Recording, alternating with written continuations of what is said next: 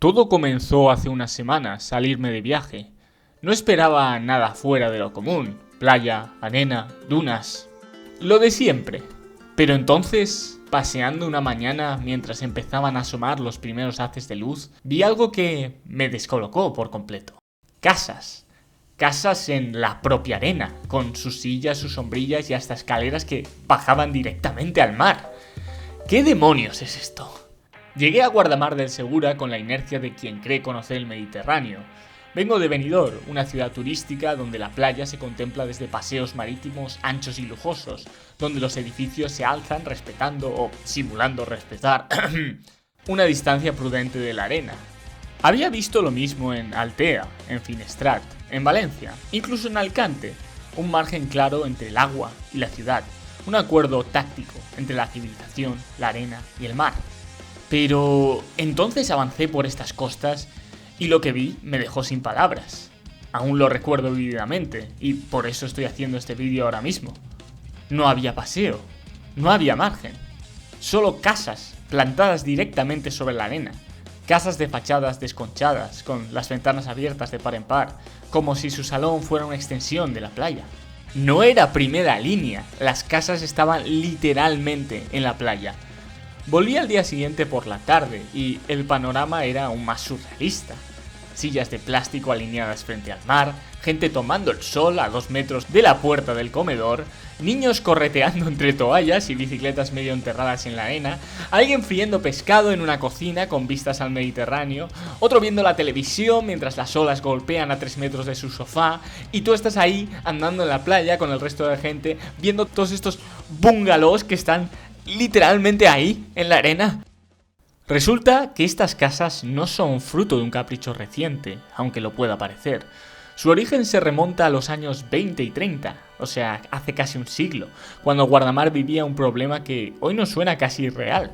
Las dunas avanzaban tierra adentro, como un desierto en miniatura, amenazando con sepultar huertas, caminos y viviendas.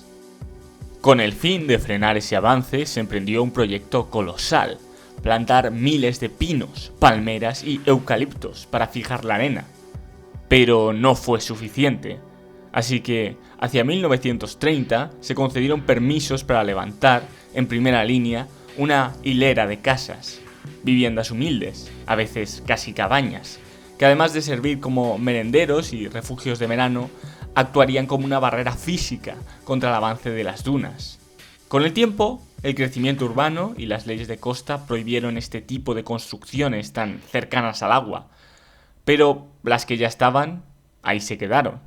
Algunas se reformaron, otras siguen casi como hace medio siglo, resistiendo el salitre y las tormentas, la marea. Es un paisaje congelado en el tiempo. Un recuerdo vivo de un Mediterráneo menos regulado, más improvisado y quizás más ingenuo.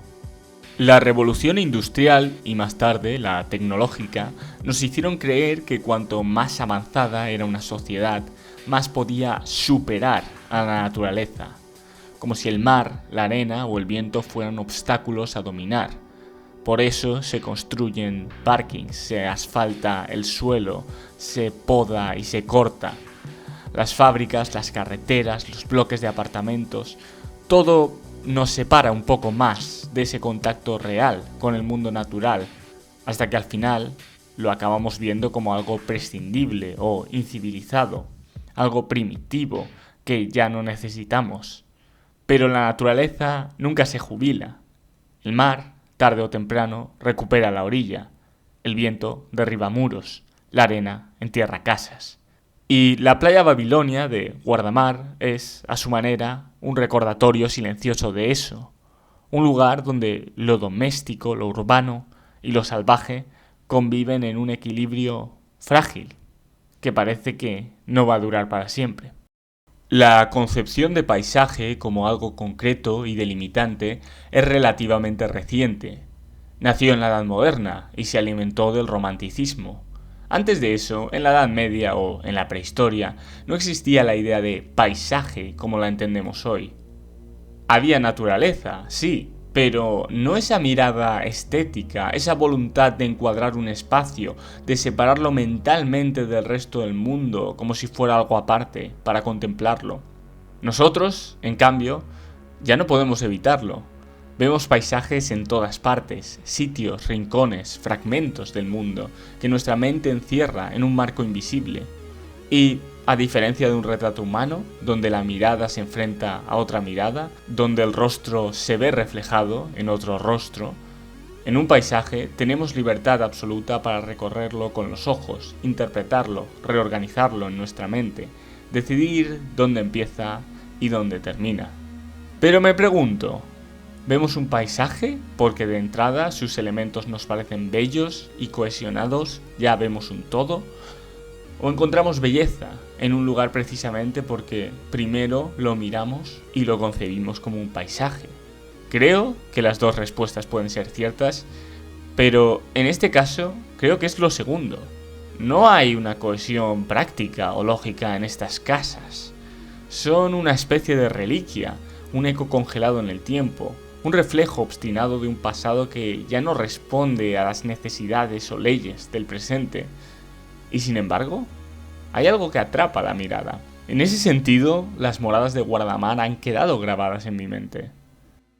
Partiendo desde el desconocimiento, la fantasía o la ignorancia voluntaria, podemos imaginarnos estas viviendas como las propias de una cultura o grupo de personas que no solo quiere vivir cerca del mar, sino en el interior de la propia playa, con el agua a unos escasos metros o centímetros.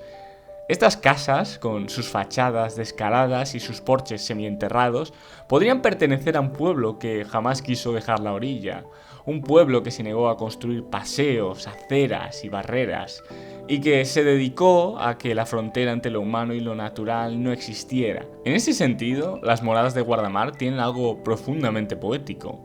Están suspendidas en el tiempo, pero también en la lógica, como si hubieran sido construidas no solo para resistir el mar, sino para constantemente convivir con él. Y al pasear frente a ellas, uno no sabe si está caminando por una playa del presente o explorando los restos de una ciudad sumergida. Una especie de Atlántida en miniatura, un lugar donde las vacaciones nunca terminaron y donde el mar, paciente, inevitable, se ha sentado sobre la mesa.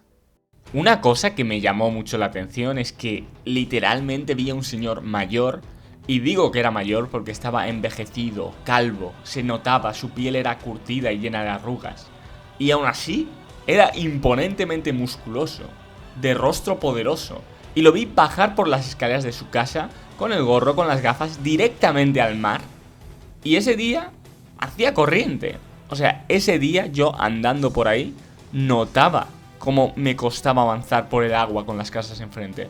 Pero el señor se metió y desapareció, adentrándose por las olas. Y fue como, ¡wow! Quiero ser ese de mayor. Algún día, quizás, el mar lo cubra todo. Las casas, las sillas, los escalones. Solo quedará la arena. Quizás las derriben antes de eso, por cómo van las cosas. Y entonces, alguien, desde la distancia, desde una foto o desde un vídeo como este, se preguntará, vaya, ¿qué fue de ese lugar?